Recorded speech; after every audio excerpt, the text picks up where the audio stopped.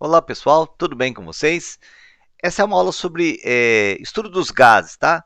Equação geral dos gases e o que é definição de gás mesmo, né? Vamos começar gases nesse momento, tá legal? Olha só, o que é o gás ideal ou perfeito, né?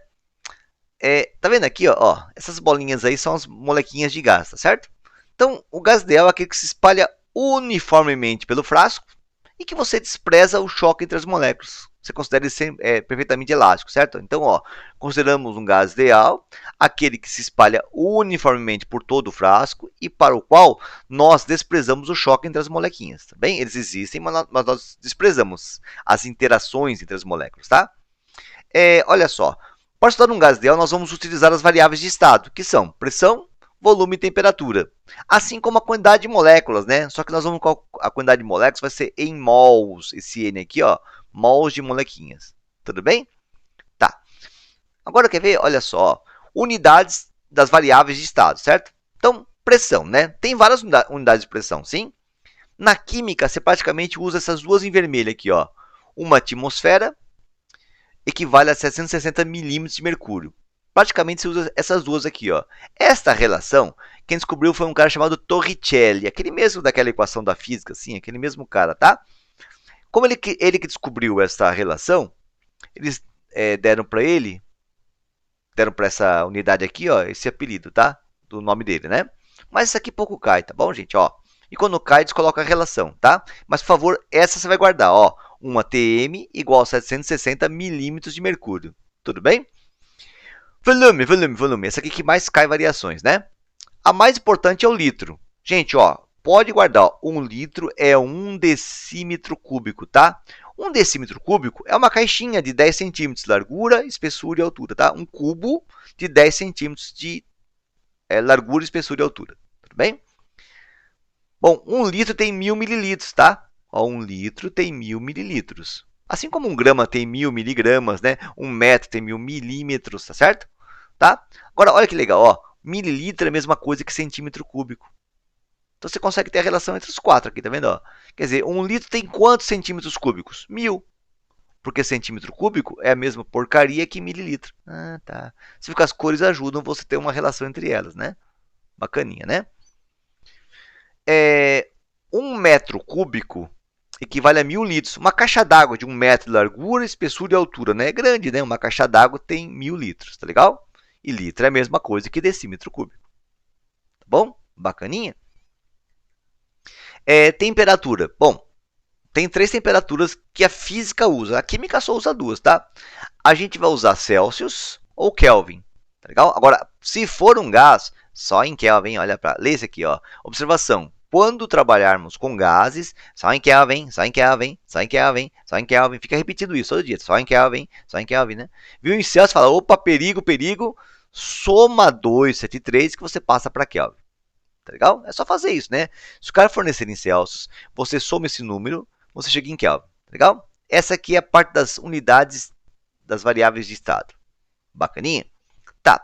Agora quer ver? Olha só que legal, né? Ó, transformação isocórica, isovolumétrica ou isométrica, tá? O volume vai ser constante. Então tá vendo aqui, né? Olha só. Eu vou mostrar já o desenho já para vocês, né? Mas o volume vai ser constante, tá? Isotérmica, o nome disso tudo, né? Igual temperatura, né? Temperatura constante, tudo bem?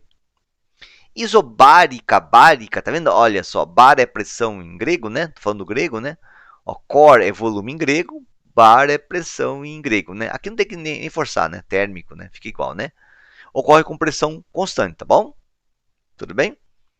E aí, né, eu vou começar a perguntar uma coisa em relação a outra, e você vai matar tudo, quer ver? Olha só, ó. Transformação isocórica, né? V1 igual a V2. Quer dizer, eu vou fixar o volume, tá vendo? Ó, eu tenho esse volume aqui fixo, né? Tá? Eu tenho uma temperatura 1, sim? E aqui eu vou colocar um outro frasco. E aqui eu vou colocar uma temperatura 2.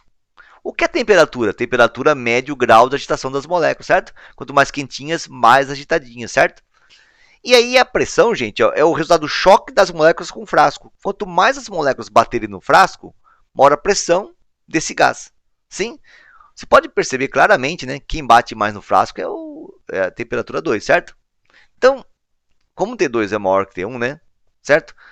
o aumento da pressão provoca o aumento da... Desculpa, o aumento da temperatura, né? Provoca o aumento da pressão. Você fixou o volume, né? Sim? Então, elas estão no mesmo frasco. Como aqui está mais agitadinhas, elas batem mais nas paredes e, portanto, né, ó, acabam aumentando a pressão. Legal? Então, a relação, né, olha, vai ser essa aqui, ó. P1 sobre T1 é igual a P2 sobre T2. Porque quando as grandezas são diretamente proporcionais, ó, você aumenta uma, você aumenta outra, a razão é constante, tá vendo? Ó? Então, P1 sobre T1 é igual a P2 sobre T2. Sim, sim. Bacaninha, bacaninha. Essa é a primeira relação, ó. Se o volume for constante, né, fica a relação P1T1 igual a P2T2. Tudo bem? Segunda relação, quer ver? Ó? Isotérmica, agora não vai variar mais a temperatura, tá? Só que eu vou mexer no volume, quer ver? Ó, eu tenho esse frasco com essas moléculas agitadas nessa temperatura aqui, certo? Aí eu peguei um frasco menor, tá vendo? Então você pode ver, aqui eu tenho uma pressão 1, né? Aqui eu tenho uma pressão 2, sim? Agora, em termos de volume, né? Ó, em termos de volume, se concorda que o volume em 2 aqui, ó, ele vai ser menor que o volume em 1, portanto a pressão aqui vai ser maior, né? Porque ele vai bater mais no frasco, certo? Mas você viu, né? Ó, você diminui o volume e a pressão aumenta, né? Porque na anterior você aumentava a temperatura e a pressão aumentava, né? Agora aqui não, ao contrário, né? Você diminui o volume e a pressão aumenta, ou seja, a diminuição do volume provoca o aumento da pressão, tá? Então elas são inversamente proporcionais. Inversamente proporcionais, né? E quando isso acontece, o produto é constante, tá vendo? Quando duas grandezas são inversamente proporcionais, o produto é constante. Como assim, Damato? Ó, vamos supor que você coloca aqui, ó, 2 vezes 4, né? Dá 8, né? Mas se esse 2 vira 1, para continuar dando 8, aqui aumenta para 8, né? Então, ó, 2 eu diminuí para 1. Só que 4 eu aumentei para 8, tá vendo? Quer dizer, se você diminui um, aumenta o outro para que esse produto fique constante, tá bom? Legal? Esta é a isotérmica. Falta só a isobárica, né? Tá? A isobárica, P1 igual a P2, vai ser assim, ó. Suponha que eu tenha, né, essas molequinhas agitadas, né, numa certa temperatura, né, e aumenta a agitação, certo?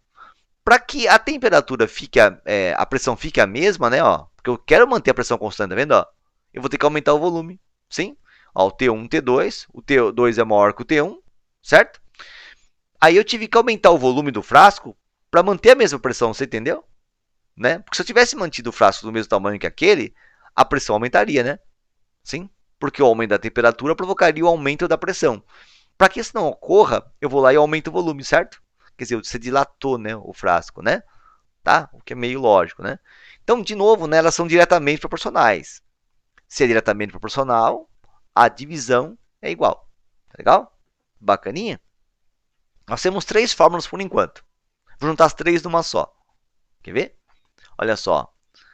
P1V1 sobre T1 é igual a P2V2 sobre T2. Por que aconteceu aqui foi o seguinte, né? Ó, eu peguei, né? Eu até brinco que isso aqui chama PVT e pavotó, tá vendo? Ó? PVT e pavotó, né? Eu brinco assim, ó. Você pegou P1V1 igual a P2V2, está aqui em cima, ó. Isso aqui, ó. Né? Você pegou V1 sobre T1, tá aqui, ó. V1 sobre T1 é igual a V2 sobre T2.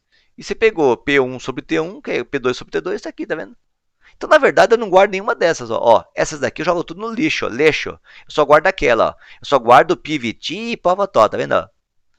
Mas se alguém for constante, se for constante, eu corto. Vamos supor que seja isotérmica. Corta esse com aquele, sobra P1V1, P2V2. Olha aqui. Ó. Se o P for constante, corta o P aqui. Tá vendo? Ó. Vai ficar V1T1, corta o P, né? V2T2. Essa aqui. Legal? Então, eu só guardo essa e guardo esses nomes, né? Isotérmica, isobárica, isocórica, principalmente, que é o mais difícil, né? Porque se o cara falar isovolumétrico, fala retículo, volume igual, né? Sim? Bacaninha? Gráficos, né? Quando você tem grandezas inversamente proporcionais, o gráfico dá assim, ó. Curvas que tendem a se encontrar no infinito aqui, tá? Curvas assíntotas. Porque presta atenção, ó. Na hora que você aumenta o volume, a pressão cai. Na hora que você aumenta a pressão, o volume cai, tá? Por isso dá um gráfico assim, ó, de grandeza inversamente proporcional, certo? Mas se você tiver um gráfico, né, de grandezas diretamente proporcionais, aí é uma reta, tá vendo? Tá? Quer dizer, ao aumentar a temperatura, eu aumento o volume. Ao aumentar a temperatura, eu aumento a pressão. Mas aqui em cima, ó, ao aumentar o volume, eu diminuo a pressão. A teoria dessa nossa linha de gases é só essa, gente. Olha só. Depois a gente vai fazer alguns exercícios sobre isso. Tá legal? Gente, muito obrigado, são de todos. Mãos de beijos. Vai, vai.